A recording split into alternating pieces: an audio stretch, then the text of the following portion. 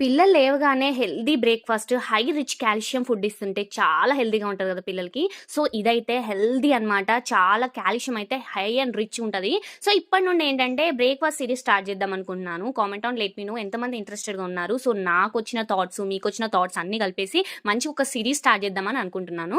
So, comment చేయండి ఎంతమంది ఇందులో ఇంట్రెస్టెడ్ ఉన్నారు అనేసి. మన బ్రేక్‌ఫాస్ట్ సిరీస్‌లో ఫస్ట్ నేను స్టార్ట్ చేయబోయే బ్రేక్‌ఫాస్ట్ రాగి బనానా పాన్ కేక్స్. చాలా టేస్టీగా ఉంటది. మొత్తం కాల్షియమే ఎక్కువ ఉంటదనమాట. నేను వాడేది ఓన్లీ పాలు, ఘీ, రాగి పౌడరు అండ్ బనానా చాలా టేస్టీగా ఉంటది. యమ్మీగా ఉంటది. చాలా సాఫ్ట్‌గా ఉంటాయన్నమాట.